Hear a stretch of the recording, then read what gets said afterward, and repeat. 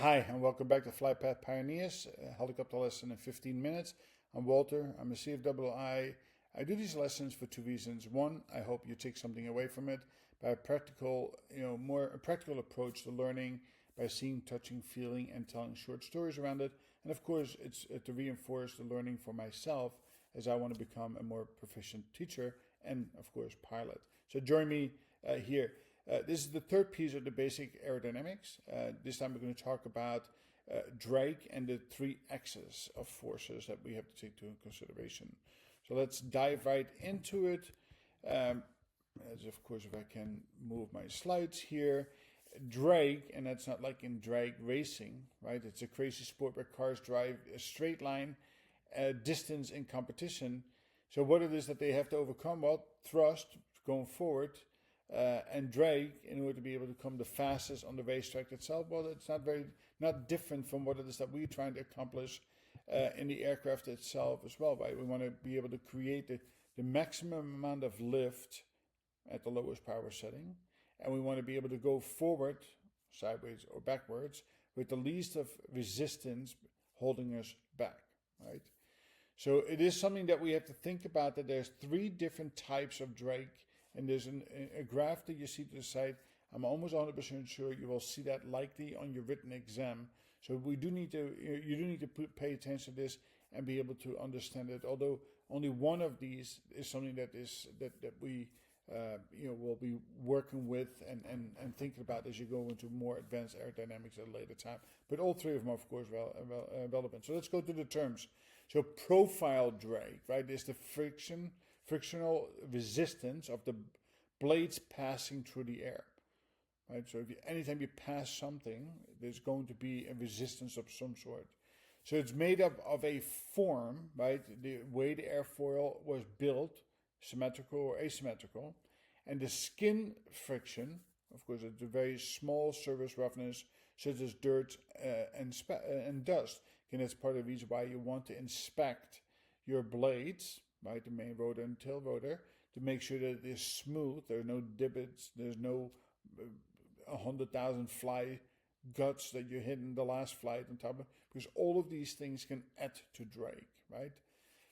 It increases, so the profile drag increases with speed, but does not change much with the angle of attack. And you can look at that again. The profile drag is the blue line in the middle. So as you go faster, that drag becomes slightly more, right? Nothing drastic, but slightly more.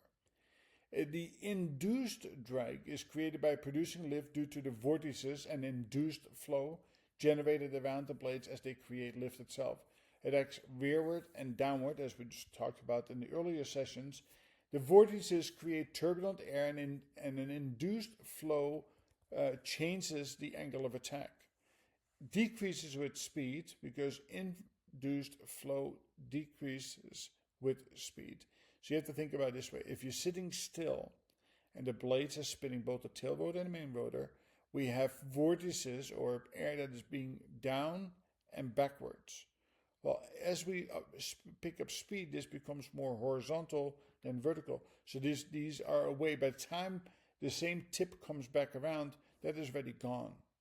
So again, the induced drag over time as you increase speed is reduced significantly, and that is represented with the purple or the magenta line in the graph to the right.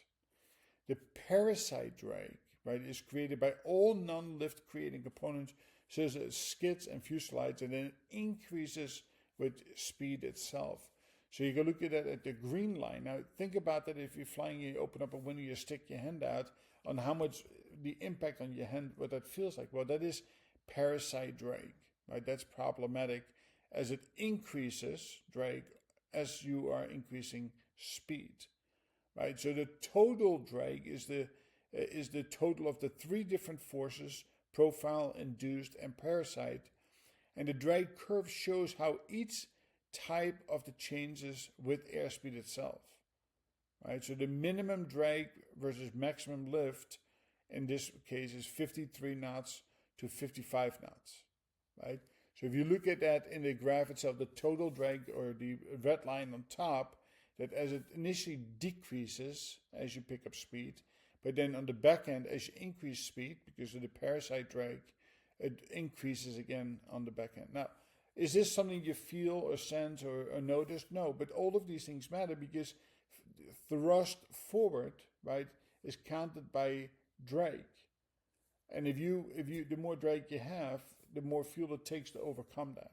So there's a cost component on that, and of course, you have to take it into a complete four forces consideration in order to be able to have a safe, efficient flight itself. So there is also a drag equation. And I will say I've never seen this on a test, but again, it's something that you need to be aware of, that the coefficient of drag, right, determined by the shape of the airfoil and the angle of attack. The airfoil is what it is. The angle of attack, you, the pilot, can change. Right, and then the air density that the helicopter operates under, the high air density equals more drag. We talked about that. If you are at sea level versus 10,000 feet, if you are in high, hot, humid, or temperature-wise, these are all things that you need to take into consideration. Sorry for that, and I will not be cutting that out because I'm doing it all live. And S stands for the surface area of the airfoil. The longer the airfoil, the more drag it can. So what do we as pilots control? Well, we control drag with the angle of attack and the airspeed. Those are only two things that variables that you can manipulate, right? So the angle of attack increases lift, but it also increases drag. We want the best drag ratio with the most lift, least drag, which in this case would be at 53 knots, as it is. But we don't just flying at 53 knots, right? We're going to be flying much faster than that. So parasite drag becomes greater as speed increases. All right, the next piece of that is the 3 axes. So on a helicopter, we have 3 ways that we can move. Right? We have pitch, roll, and yaw.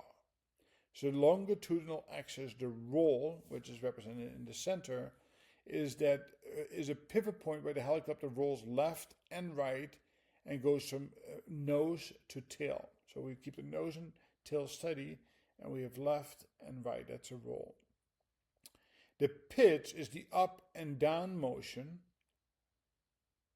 It's perpendicular and intersects at the roll axis, right? So in the center itself. The vertical axis is the yaw, which is the twisting.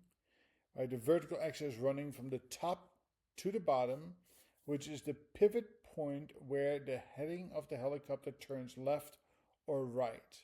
Now, why is this important, right? It is that we need to understand how we control these. So longitudinal, right, left and right is with the cyclic.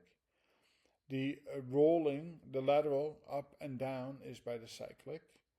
And the vertical axis is by the pedals. Now, if we are flying in straight and level, but we have a yaw in it, that increases drag, right? That slows us down.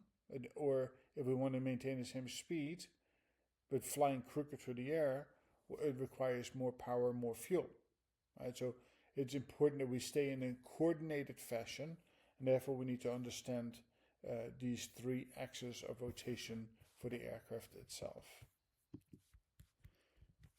And I think that's it for this session. I hope you enjoyed it. It was a quick lesson, and I'll see you in the next one. Thank you.